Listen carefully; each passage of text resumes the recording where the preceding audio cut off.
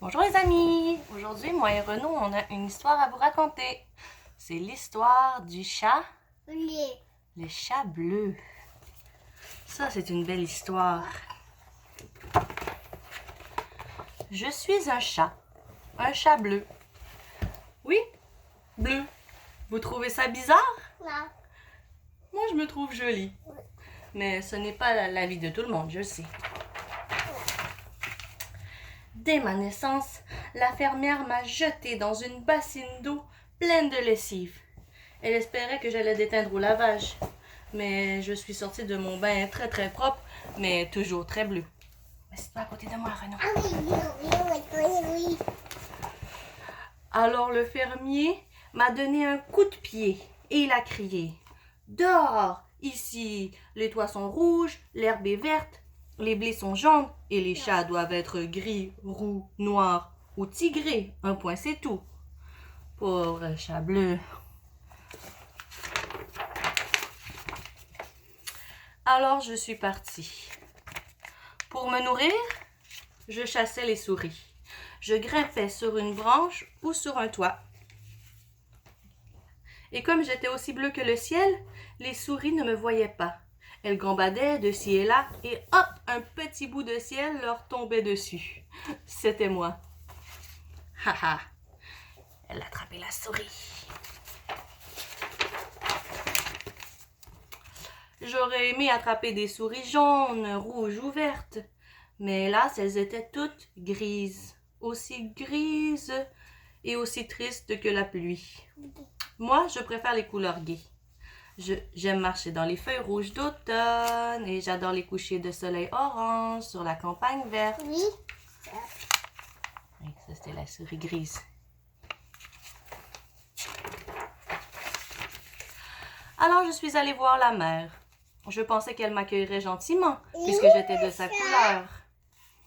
Elle est là. Je lui ai demandé, « Est-ce que les poissons bleus, ça existe? » Non. Mais oui, elle m'a répondu, « Bleu pour les poissons, c'est joli, mais pour les chats, c'est bizarre. » Et elle a fait exprès de me mouiller les pattes. Oh là là!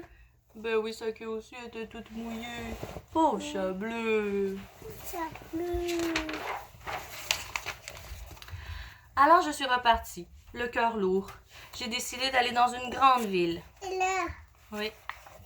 Où est-ce qu'il y avait des oiseaux bleus, des maisons bleues, Et là, les oiseaux bleus. des voitures bleues. Mais pourquoi moi, je n'avais pas le droit d'être comme eux?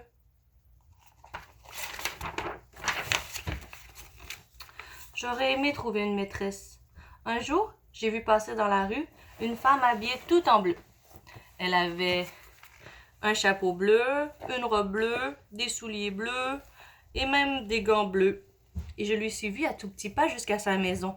Je me trouvais bien élégant. Mais soudain, elle m'a aperçu et elle a crié « Ouh, quelle horreur! Qu'il est laid, ce chat! » Oui. Oui, elle. Et elle m'a claqué la porte au nez. Oh.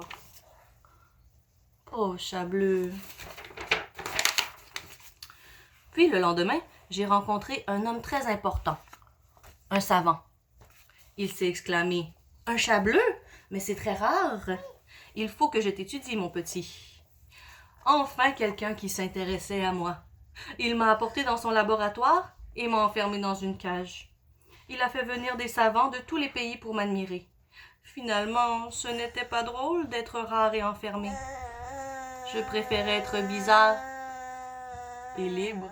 Alors un jour, qu'est-ce qu'il a fait, le chat bleu? Qu'est-ce qu'il a fait? Il va mettre ce cache. Oui, il a ouvert sa cage et il s'est enfui. Il est allé dans un cirque, pour être bien logé et nourri pendant l'hiver. Il pensait qu'il allait être acclamé par la foule. Mais qu'est-ce qu'ils lui ont lancé? Des tomates. Ils lui ont lancé des tomates et ils ont crié « Au bout, c'est du chiquet, ce chat est tombé dans la peinture !»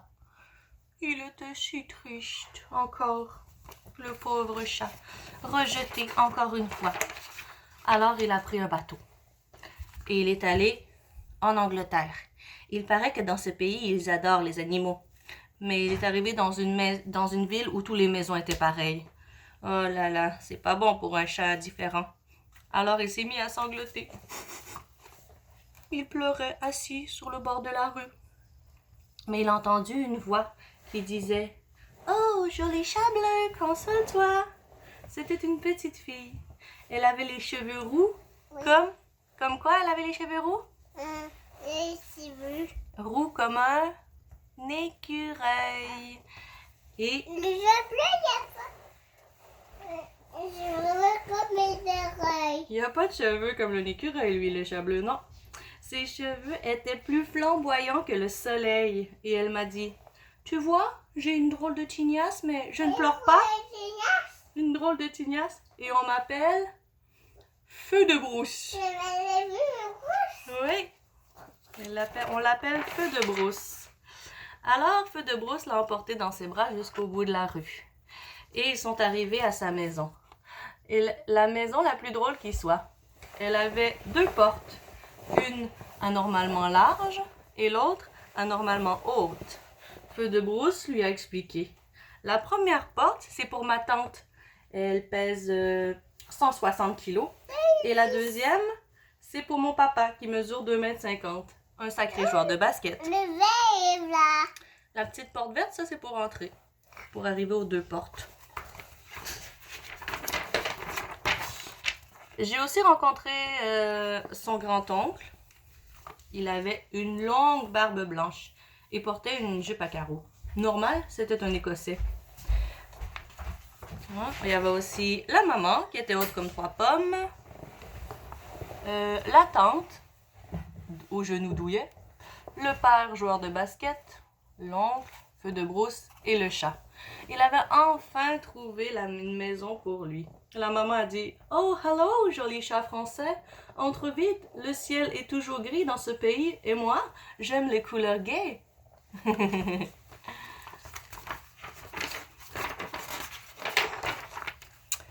Maintenant, j'ai trouvé ma maison. Bleu je suis et bleu je resterai.